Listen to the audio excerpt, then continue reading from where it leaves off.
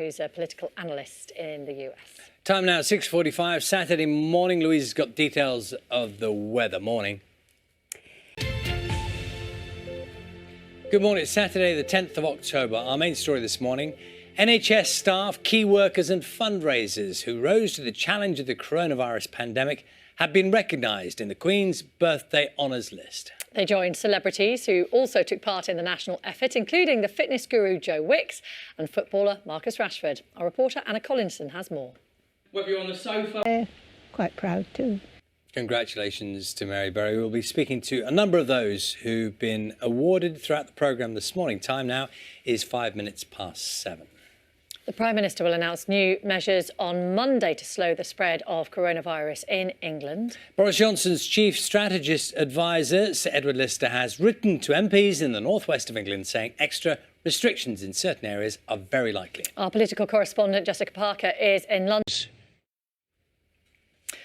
Well, that's President Trump. I just mentioned, we were just talking off air actually to Charlie about the kind of figures that are around the moment on coronavirus. It's quite interesting when you look at the rising number of cases that are being recorded, positive cases, and it's pretty huge. The weekly average every day this week is 15,000 new cases. Obviously, testing has gone up massively, but there's another figure that's around today which caught my attention. Estimates suggest that between 1 in 170 and 1 in 240 people you meet in the street has the virus. Now, that is quite a range, obviously, between those two figures. But that's sort of tangible. I guess if you go out and engage in any activity like go to a shopping centre or even just go to a big supermarket or commute to work, or the chances are you will probably meet someone within your day who has the virus. Which is why some organisations like the BMA are now calling for restrictions to be tighter, not least around the households and the mixing between households. It is worth saying that just after 8:20 this morning, speaking to Dr. Susan Hopkins, who's Deputy Director of Public Health England and also a medical advisor to NHS Test and Trace.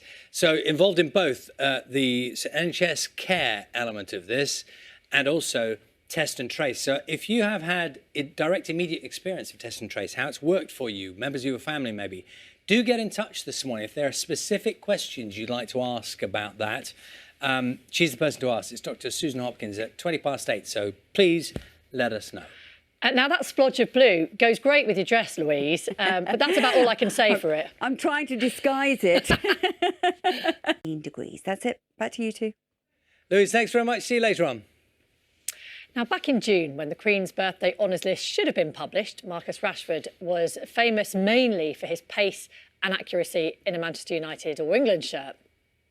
But the pandemic revealed a very different side to him when he launched a personal crusade to ensure that children from poorer families continued to receive free school meals during the summer break. And now that campaign has made him a household name, if he wasn't already, and it's landed him on the belated honours list. Marcus has been speaking to Sally since the very beginning, and he's been having another chat with her about this latest development. Good morning. This is Breakfast with Charlie State and Rachel Burden. Time now is 7:33. The Veterans Minister, Johnny Mercer, is marking World Mental Health Day by urging ex-service personnel to access the support that's available to them. Mr Mercer served in the army before becoming an MP and can give us a better idea now of what that support entails. He joins us from Plymouth. Good morning. Morning. This is Breakfast with Charlie State and Rachel Burden. Let's have a look at the main stories this morning. And NHS staff, key workers and fundraisers who rose to the challenge of the coronavirus pandemic have been recognised in the Queen's Birthday Honours List. They joined celebrities from entertainment and sport who are also on the list for their achievements over many decades. I'm not saying wrong, you just said moustache. Yeah, isn't it? Doesn't matter, we know what you're talking about. It's whatever you want it to be. Moustache. It's a Bushellism. I don't know. Cheers, Mike. 8:42 is the time now. As you might expect, the Queen's Birthday Honours List is dominated by people who've achieved remarkable things during the pandemic. Some of the recipients were doing great work long before we'd ever heard of coronavirus. Phil Redmond, creator of TV shows including Grange Hill and Brookside, has been given a knighthood for services to broadcasting. Before we speak to Sir Phil, let's enjoy some of his work. Good morning. This is Breakfast with Charlie State and Rachel Burden. Time now is 9:30. It's now 2.5 years since Tim Bergling, better known as the DJ and producer Avicii, took his own life. Since then, his family have been campaigning through a foundation set up in Tim's memory to have suicide recognised as a global health emergency. This morning on World Mental Health Day, Tim's father, Klaus, joined